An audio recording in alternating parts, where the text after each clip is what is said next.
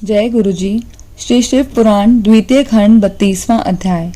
ब्रह्मा जी ने कहा, हे नारद, जब राजा छू ने विष्णु जी का यह कथन स्वीकार कर लिया तब विष्णु जी ब्राह्मण का स्वरूप धारण कर छल स्वरूप दधीची के पास गए और उन्हें प्रणाम करते हुए बोले, हे ब्राह्मण, आप मुझे एक वरदान देने की कृपा करें। अपने भक्त के मनोरथ की प्राप्ति के हेतु जब विष्णु जी ने इस प्रकार कहा, उस समय उनके तात्पर्य को जानकर दधीची ने निर्भय होकर इस प्रकार उत्तर दिया, हे विष्णु, मैं आपको पहचान गया हूँ।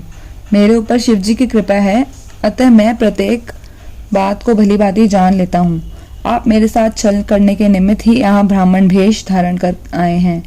राजा छू ने आपकी बहुत सेवा की है और केवल इसलिए की है कि वह मुझे परास्त कर सके। अतः अब आपको उचित है कि आप अपने वास्तविक स्वरूप को प्रकट करें और अपने घर चले जाएं।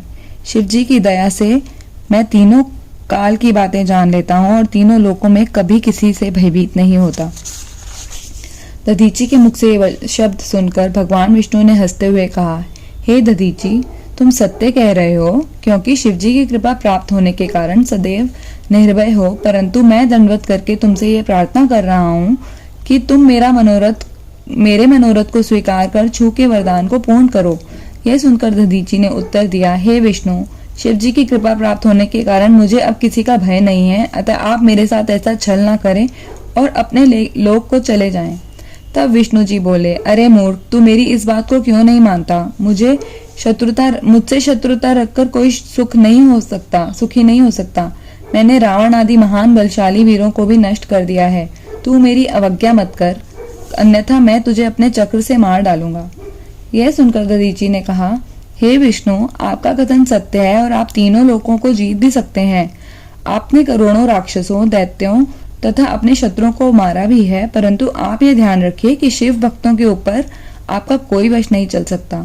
उनके ऊपर आपका सुदर्शन चक्र निष्फल हो जाता है।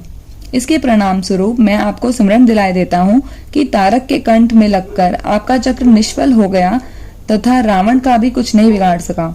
जिस समय आपने अपने चक्र को निष्फल होते देखकर रावण को मारने के लिए शिव जी का पूजन किया और उन्होंने प्रसन्न होकर आपको अमोघ बाण तथा आज्ञा दी, तभी आप रावण पर विजय प्राप्त कर सके थे। आप ये भली भांति जान ले कि शिव जी की भक्ति के बिना कोई भी कार्य सफल नहीं हो सकता। हे नारद, यह सुनकर विष्णु जी ने अत्यंत क्रुद्ध हो अपना चक्र दधीची के ऊपर छोड़ दिया, परंतु दधीची के शरीर का स्पर्श करते ही वह चक्र सर्वथा निष्फल हो गया। उस समय विष्णु जी अपनी ऐसी पराजय देखकर बहुत व्याकुल हुए। तभी दधीची ने मुस्कुराते हुए उनसे कहा, हे विष्णु, आप आश्चर्यचकित ना हो। मैं आपको चक्र के निष्फल हो जाने का कारण विस्तार पूर्वक समझाता हूँ। यद्यपि आपने बहुत उपायों द्वारा इस चक्र को प्राप्त किया है, परंतु यह मुझे अपना मित्र समझकर नहीं मारता। आप मेरे ऊपर जिस अस्त्र का प्रयोग चाहे करें और अपनी संपूर्ण शक्ति लगाकर मुझे नष्ट करने का प्रयत्न करें, परंतु यह निश्चित है कि आप मेरा कुछ भी नहीं बिगाड़ सकते। यह सुनकर विष्णु जी अत्यंत क्रुद्ध हुए और उन्होंने महाभयानक गर्जना की। उस घोर गर्जना को सुनकर देवता, उपदेवता तथा वैकुंठवासी लोगों की सेना विष्णु जी के समीप तुरंत आ पहुंची। तब विष्णु जी उस सेना को साथ लेकर दधीची के पास युद्ध करने लगे। हे नारद, विष्णु जी ने सब देवताओं के साथ मिलकर दधीची के ऊपर अनेक प्रकार के अस्त्र शस्त्रों की वर्षा की। इस प्रकार धर्म के प्रतिकूल चलते हुए सबने मिलकर एक मनुष्य को मार डालना चाहा, परंतु उस दशा में भी दधीची निर्भय बना रहा। उसने एक मुट्ठी कुश लेकर जैसे ही उन देवताओं की ओर छोड़ा, वैसे ही वे पवित्र त्रिशूल बनकर प्रलय काल की ज्योति के समान चारों ओर अग्नि फैलाते हुए सबको भस्म करने लगे। उन त्रिशूलों ने विष्णु सहित संपूर्ण देवताओं को नष्ट कर देना चाहा। यह दृश्य देखकर सब देवताओं ने अपने हथियार डाल दिए और उस स्थान से भाग खड़े हुए। तब विष्णु जी ने माया द्वारा अपने समान करोड़ों पार्षदों को अपने पवित्र शरीर से उत्पन्न किया, परंतु दधीची ने शिव जी का ध्यान धरकर उन सबको भी भस्म कर दिया। अपने गणों को इस प्रकार नष्ट होते हुए देखकर विष्णु जी ने एक अत्यंत आश्चर्यजनक चरित्र का आश्रय लिया, अर्थात उन्होंने अपना विराट स्वरूप प्रकट कर अपने शरीर में तीनों लोगों को दिखाया ताकि दधीची भयभीत हो जाए। परंतु उस विराट रूप को देखकर भी दधीची निर्भय बना रहा और बोला, हे विष्णु, आप इस प्रकार माया का प्रदर्शन ना करें। यह सब तो केवल मन की शक्ति है, इसमें ईश्वरीय शक्ति कुछ भी नहीं। आप चाहें तो मेरे शरीर में भी इन सब वस्तुओं को देख लें, तदुपरांत मुझसे छल करें। यह कहकर दधीची ने शिवजी का स्मरण किया और अपने शरीर के संपूर्ण जीवों को प्रकट करके दिखा दिया। यह गति देखकर सभी देवता वहां से चले गए, परंतु विष्णु जी की इच्छा युद्ध करने के से फिर भी विरत नहीं हुई।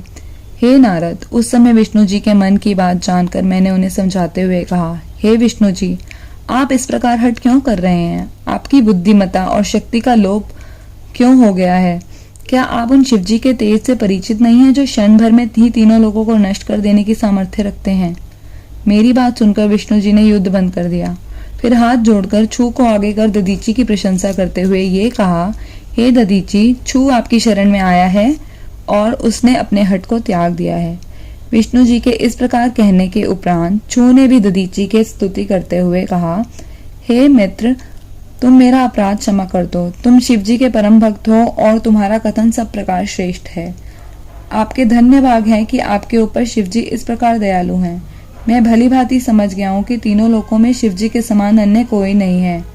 राजा छू के इन शब्दों को सुनकर दधीची ने भी इस प्रकार बहुत कृपा दिखाई। शिव भक्ति की यही रीति है कि जो व्यक्ति उनकी शरण में पहुंचता है उस पर वे कृपा रखते हैं। अतः दधीची ने उस समय विष्णु तथा अन्य देवताओं को यह शाप दिया कि तुम लोगों ने शिव भक्त की महिमा को नहीं समझा, इस प्रकार तुमने भगवान सदाशिव का निरादर किया है।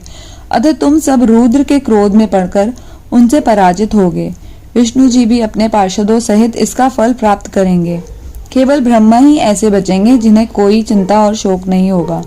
इतना कहकर राजा छू की ओर कृपापूर्ण दृष्टि से देखते हुए दधीची ने कहा, हे छू, तुम ये स्मरण रखो कि ब्राह्मण सर्वोत्तम है और वे इस संसार में पूजे जाने योग्य है। देवताओं, राजाओं तथा सर्पों आदि से इस प्रकार ये कहकर दधीची अपने घर को चले गए। विष्णु जी भी उन्हें प्रणाम करने के उपरांत चिंतित मन से अपने लोक को लौट आए। ब्रह्मा जी, विष्णु तथा सनकादिक को पहले तो अपने हृदय में बहुत ही गलानी तथा दुख हुआ, परंतु जब उन्होंने अहंकार रहित होकर शुद्ध बुद्धि से यह पहचाना कि शिवजी सबसे उत्तम है, तो उनका खेद नष्ट हो गया। जिस स्थान पर दधीची के साथ देवताओं का युद्ध हुआ था वह स्थान हरपुर तीर्थ तथा स्थानेश्वर के नाम से प्रसिद्ध है।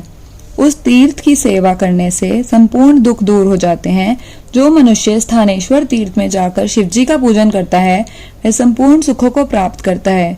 जो मनुष्य दधीची तथा छू की यह कथा पढ़ेगा उसके संपूर्ण शोक नष्ट हो जाएंगे और वह आवागमन से रहित हो जाएगा। जो मनुष्य इस कथा को सुनकर किसी युद्ध क्षेत्र में जाएगा उसकी निश्चय रूप से विजयी होगी अथवा वह श्रेष्ठ मृत्यु को प्राप्त कर शिवलोक पहुंचेगा। जय गुरु जी।